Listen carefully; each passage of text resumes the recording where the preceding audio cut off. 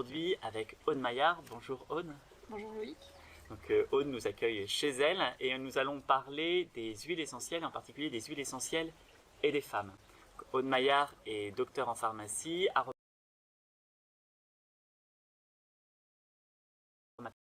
aromatologue, enseignante et créatrice de l'école Amsoam. Mais peut-être, je vais te laisser te présenter, nous raconter un petit peu ton parcours, ce qui t'a amené peut-être aux huiles essentielles et puis après à travailler beaucoup plus sur les huiles essentielles et les femmes. Déjà merci Loïc pour ton invitation ce mail. Alors écoute, moi j'ai fait mes études à Tours, à la fac de pharmacie de Tours, et puis j'ai adoré apprendre.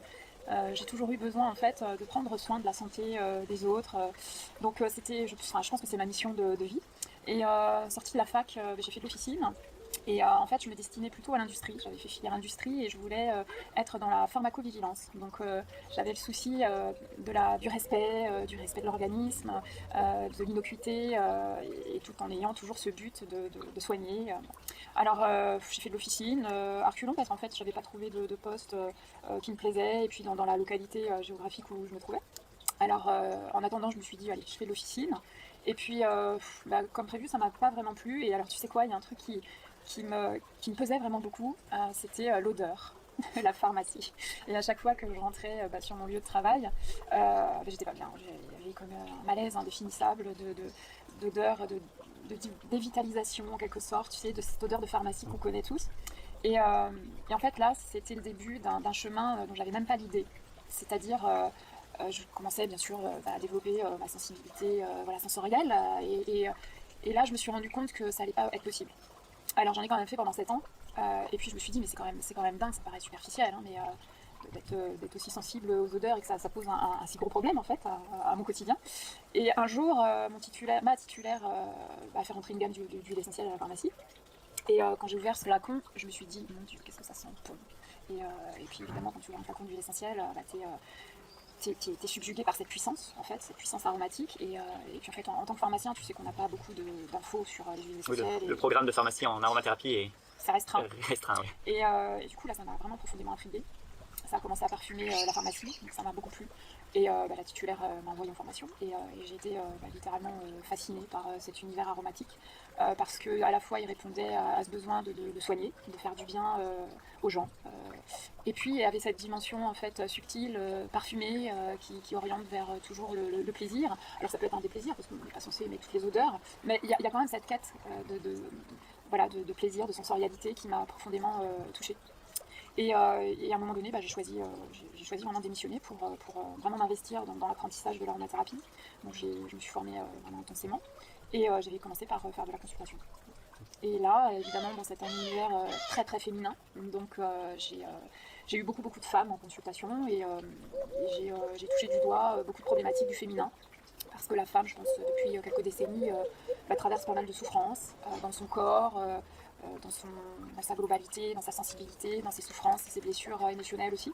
Et j'ai constaté, il y a des créneaux qui sont vraiment, mais c'est super important qu'on diffuse le message aux femmes aujourd'hui, parce que les huiles essentielles peuvent vraiment les aider à sortir de certaines impasses thérapeutiques dans lesquelles elles se trouvent, parce que la médecine conventionnelle n'y arrive plus, parce qu'elles sont dans des états de dévitalisation, de perte d'identité féminine aussi, hein, notamment pour toutes les pathos infectieuses chroniques intimes, gynéco, urinaires. Et l'aroma fait des merveilles. Alors c'est pas un coup de baguette magique en 2 jours, c'est des mois de protocole et de suivi, mais c'est des aboutissements qui sont globaux, et on a toujours énormément de reconnaissance. Alors tu sais, le pharmacien dans l'officine, c'est un métier où tu as beaucoup de retours et de reconnaissance de ta clientèle, mais j'ai vraiment découvert ce que c'était que la reconnaissance qui vient du cœur. Tu sais, ce côté...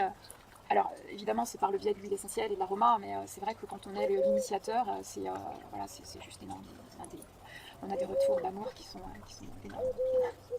C'est important de le dire, je pense, depuis dessus. Le praticien aussi, quand il fait ça, il y a ça qui le nourrit. Ces retours-là, ça le nourrit beaucoup. Ce qui fait la particularité de ta pratique par rapport aux huiles essentielles, c'est ce côté très large, effectivement. C'est-à-dire que tu nous as raconté un début dans la santé, mais tu t'es pas arrêté à ça. Il y a la dimension psychique, qu'on a bien compris entre les lignes, qui était importante dans ton appréhension des huiles essentielles. Et puis, il y a cette dimension aussi cosmétique qui rentre en jeu. C'est-à-dire que tu n'es pas cloisonné à une de ces ces trois sphères qui sont quelquefois bien séparées. Ouais, Et puis ça. voilà, il y a les aromathérapeutes thérapeutiques et d'autres voilà, qui s'occupent que de la dimension psychique ou que de la dimension cosmétique. Toi, en fait, tu englobes les trois comme étant un tout dans ta pratique. Ouais, c'est ça, j'ai une vision assez générale qui est en rapport avec mon être profond parce que moi quand j'étais toute petite par exemple j'ai commencé le piano, j'en ai fait pendant très longtemps à très haut niveau, j'ai d'ailleurs failli en faire mon métier. Pharmacienne, pianiste, bien choix. C'est ça. Et du coup je pense que ouais, j'ai une sensibilité émotionnelle, enfin, artistique, créative et donc l'univers des huiles essentielles m'a vraiment comblée à ce niveau-là par toutes ces sensations qu'elle nous apporte et aussi le chemin qu'elle pointe du doigt en fait. Hein. Moi je considère l'aroma comme un outil de développement personnel aussi parce que, alors après on va saisir cet aspect-là des huiles ou pas, on est libre, mais c'est vrai que c'est un moyen pour moi de sortir de la réalité matérielle, des contingences matérielles, de me relaxer, d'élever ma conscience, voilà, de sortir de la réalité qui nous entoure, qui n'est pas toujours facile à assumer, quoi, surtout en ce moment. Si on prend un peu cette idée-là des huiles essentielles, tu parles d'un chemin. Voilà, est-ce que tu pourrais nous donner un peu plus? Comment tu envisages ce chemin-là? Comme tu le dis, on va l'appréhender, on ne l'appréhendra pas finalement, on est libre. Quelle peut être la voie que tu privilégies toi? Est-ce que tu vas mettre la voie olfactive ou tu vas dire d'abord on va voir l'aspect thérapeutique et puis après on va voir comment tu veux. Alors moi l'aroma je l'ai découvert d'abord par la pharmacologie, l'intérêt des propriétés thérapeutiques des huiles essentielles. Moi je suis pharmacien et j'ai besoin de trouver des solutions curatives et puis aussi préventives parce que ça c'est un esprit aussi que je trouve super puissant en aroma. C'est qu'on arrive aussi à entretenir l'organisme, à le rendre plus vivant et à le protéger aussi par rapport à tout ce qui nous entoure. Et puis en fait quand on a envie de le faire, on se sert de notre nez aussi et on se rend compte que l'impact subtil des huiles est forcément là, même quand tu fais de l'aroma très très pharmaco. Et en fait, tu t'en rends compte a posteriori parce que tu te dis, bah tiens, depuis que j'utilise cette synergie pour mon ventre, mes problèmes de digestion, et que je me masse, etc. Eh bien, en fait, tu te rends compte qu'il y a un lien qui se crée avec cette synergie, mais un lien qui est beaucoup plus fin et qui est en rapport avec son odeur. Et c'est pour ça que faire une synergie que tu aimes, qui t'apporte à toi du plaisir, tu touches aussi cette dimension émotionnelle qui va te rassasier, qui va te réconforter dans certaines zones de faiblesse. Et en fait, c'est tout un fil, c'est ça, c'est vraiment un chemin, l'aroma, parce que en fait, petit à petit, tu te rends compte que c'est un registre hyper important dans ton quotidien, le registre des odeurs. Ne serait-ce qu'avec les relations que tu as, que ce soit des relations avec ton compagnon, ou le partenaire, et puis les relations amicales, l'odeur de l'autre, voilà, c'est super important. Dans ton discours, il y a vraiment cette question de plaisir qui est présente. Souvent, quand on va présenter les huiles essentielles et qu'on aborde la dimension psychique, on va dire telle huile essentielle, elle a telle action sur le psychique, telle autre, etc. Et j'ai l'impression que toi, tu positionnes d'abord celle qui vous plaît, et puis après, tant que soignant, peut-être que tu iras vers la fonction, mais c'est d'abord ce qui me plaît avant de voir. Alors, c'est-à-dire qu'en tant que thérapeute, tu fais d'abord de l'aromathérapie, et donc la personne vient te voir avec une problématique à laquelle tu dois répondre. Donc, c'est la demande première. Mais au-delà, donc tu vas chercher à créer du plaisir. Après, le déplaisir, il est très porteur aussi. Ce qui te fait aussi avancer au niveau énergétique dans ton corps. Et ça, c'est de l'olfacto. On n'est plus dans l'aroma, on est dans l'olfacto. On va uniquement sentir et il n'y a pas d'application. Et là, tu vois, je ne peux pas imposer en fait une odeur déplaisante à quelqu'un parce que c'est pas sa demande. Donc en fait, ça va créer un malaise, ça va créer quelque chose qui ne va pas être positif. Je dis pas que c'est pas intéressant de le faire, mais c'est autre chose en fait. Donc en aroma, l'odeur peut contribuer en fait déjà à l'observance, à la prise du protocole, et puis agir sur un tout autre niveau, qui sera peut-être une porte qui va s'ouvrir vers justement l'olfacto. Et puis la personne va vous dire, oh là là, ces odeurs, j'aime, j'ai envie d'approfondir ce côté des huiles essentielles. Et là, oui, tu pourras alors répondre à sa demande émotionnelle, aller chercher ce qui la déstabilise, ses fragilités. Et puis c'est vrai que dans le monde du végétal, chaque plante a une mission à ce niveau-là.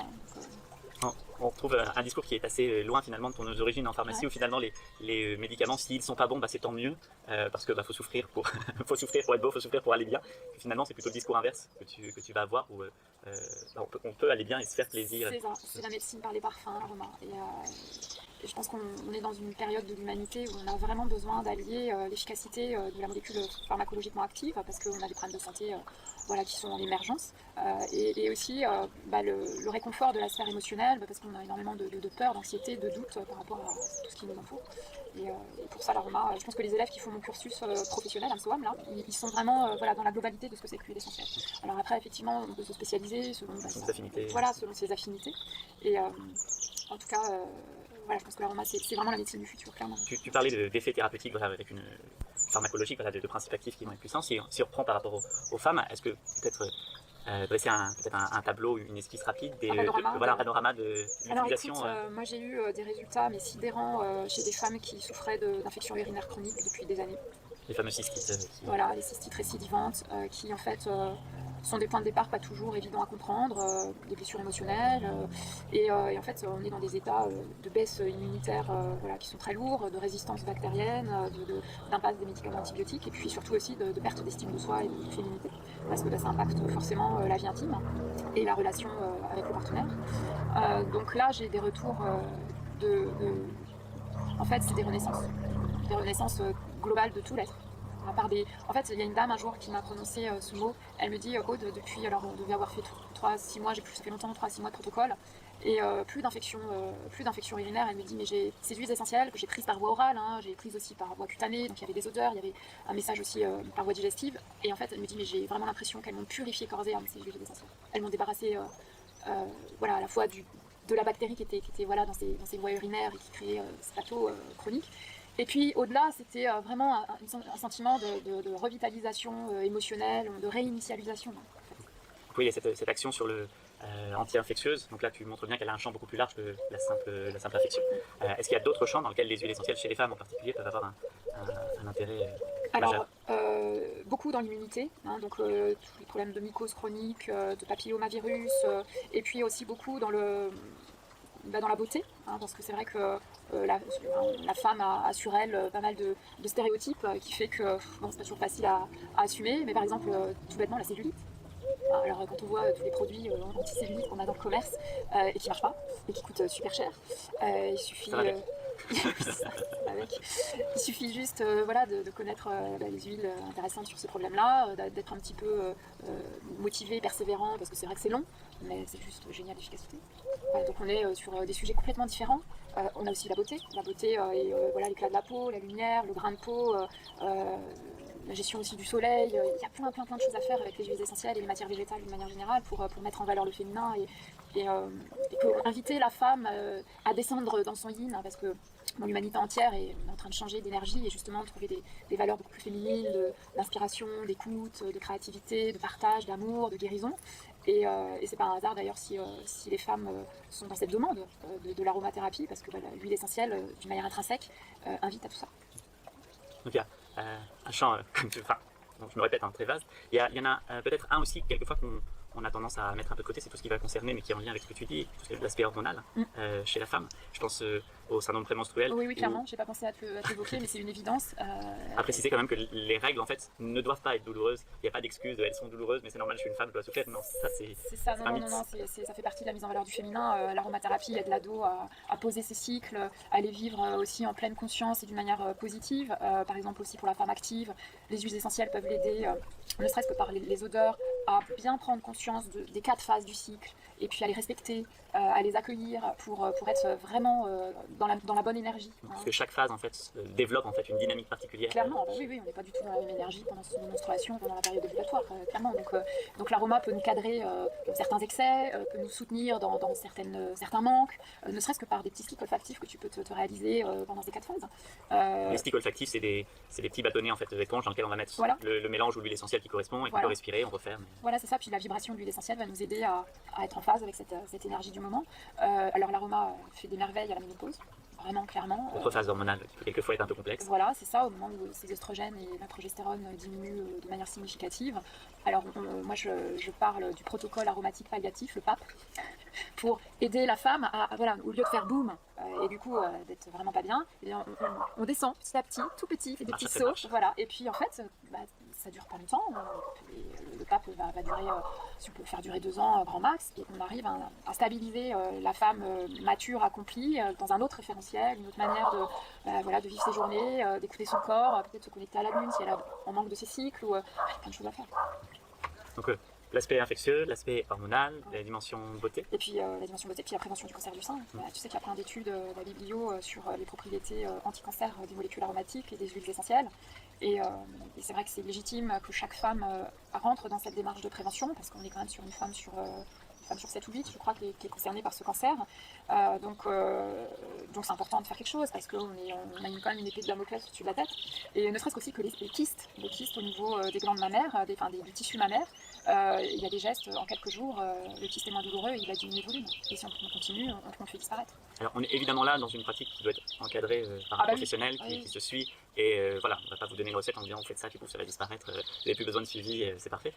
Non mais bien sûr, on est sur un sujet qui est délicat parce que voilà, ça peut être une pathologie grave, donc je ne veux pas banaliser le sujet, mais il y a aussi... Il faut savoir qu'il y a quand même des solutions dans cette... Ah mais clairement, et puis les kystes, chaque femme dans son parcours hormonal arrive à un petit moment à un petit truc qui fait mal et qui est anodin, qui est bénin, c'est physiologique, c'est fonctionnel en fait. Voilà. Donc je pense que l'aroma, c'est des gestes simples que chaque femme peut adopter au quotidien, qui sont agréables, qui nous relient aux plantes, au végétal, à la nature et qui apportent aussi des réponses super efficaces sur nos problématiques du quotidien. Dans la continuité des problématiques hormonales et puis des kystes, il y a les fameux SOPK. On parlera pas avec les huiles essentielles mais avec d'autres approches de plantes dans ce sommet. Mais voilà, les huiles essentielles peuvent être utiles. La phyto aussi, sur les ovaires polykystiques, on a des résultats géniaux. Donc oui, c'est pas seulement une... Je pense que c'est un message important. Quelquefois, on associe huile essentielle et les femmes en disant parce que ça sent bon et puis c'est pour faire joli et puis on arrête là l'association. Mais voilà, c'est une association qui va beaucoup plus loin dans une prise en compte globale de la personne. Il y a vraiment une résonance très forte entre ces produits des plantes aromatiques et toutes les problématiques féminines, quel que soit le... Non, clairement, puis il y a tous les phytoestrogènes, il y a tous ces effets sur les récepteurs du féminin. Les phytoestrogènes, peut-être un petit mot rapide pour expliquer quoi ça c'est en fait tous les effets qui vont aboutir à tout ce que les oestrogènes font dans notre corps, c'est-à-dire les formes, l'ovulation, mais aussi toute la tonicité des muqueuses, la tonicité des vaisseaux, la protection aussi cardiovasculaire par rapport au cholestérol, par rapport au métabolisme. C'est vraiment le booster de la femme. Je précise juste, voilà, parce que dans ta définition c'est assez clair, ça ne veut pas dire que vous allez prendre des oestrogènes comme on prendrait la pilule contraceptive. Prendre des phytoestrogènes avec une huile essentielle, ce n'est pas prendre des oestrogènes de synthèse. Non, comme tu dis, c'est l'action qui ressemble en fait aux oestrogènes. C'est tous les effets sous-jacents de la prise de ces huiles essentielles. Et puis j'insiste, c'est le totem en fait. Parce qu'aujourd'hui on est quand même, jusqu'à maintenant en aromathérapie, donc on était vraiment en avant par exemple pour le sclaréol et l'huile essentielle de soja sclarée, on était en avant vraiment la propriété oestrogène-like. Et aujourd'hui, on remet vraiment très fort en question, tu sais, ce mécanisme d'action et il ne passerait pas par l'oestrogène. Il passerait par des voies différentes, notamment des neurotransmetteurs, la sérotonine. Et donc on reste dans les précautions d'utilisation bien sûr classiques parce qu'on a besoin d'établir des études, on a besoin d'avancer dans ce domaine-là parce qu'on ne le comprend pas. Mais il y a vraiment des promesses thérapeutiques qui sont là, par rapport notamment à toutes les problématiques œstrogénodépendantes, qui sont sûrement en rapport avec l'univers dans lequel on vit, rempli de perturbateurs endocriniens, qui sont des molécules qui déstabilisent les récepteurs du féminin et que chacun d'entre nous côtoie par l'alimentation, les boissons, l'air qu'on respire, les crèmes qu'on va s'appliquer sur la peau, les produits de bricolage, ils sont partout.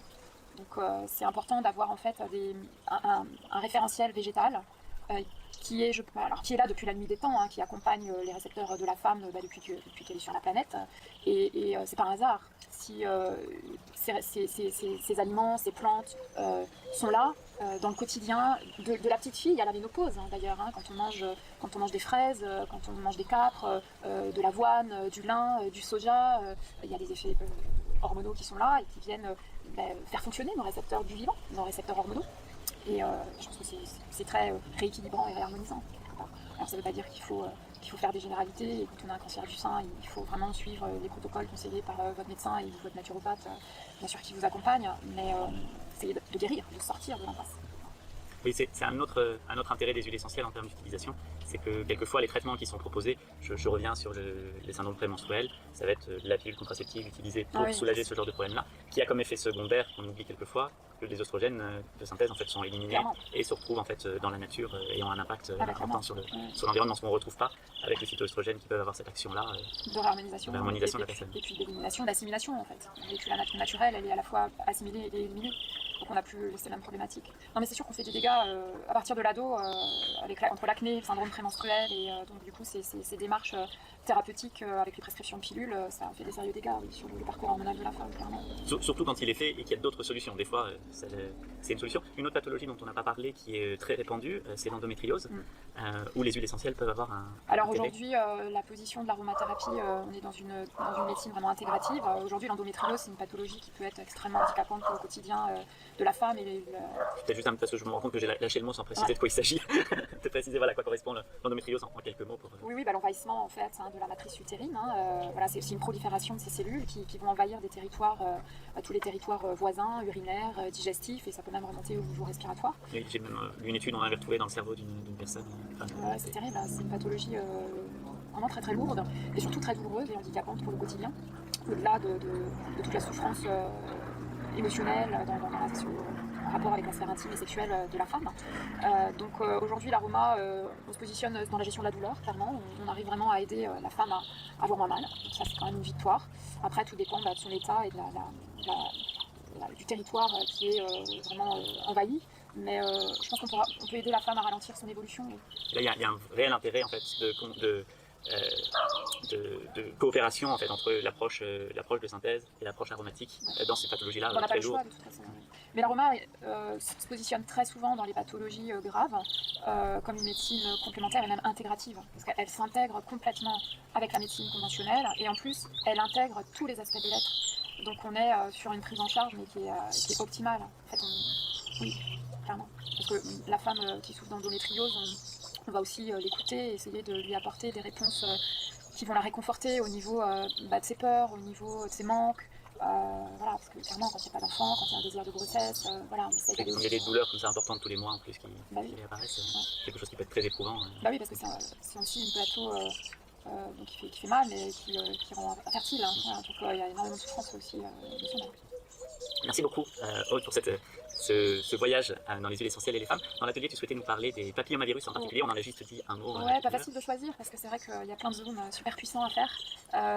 Mais du coup, papillomavirus, j'ai envie de développer cette info, donc on se retrouve tout à l'heure. Voilà, avec cette action qu'on peut avoir sur ces virus particuliers qui agissent au niveau du... qui agissent, ils peuvent agir dans plein d'endroits, mais on va se focaliser sur leur action au niveau du col de l'utérus. Voilà. A tout de suite. Merci Loïc.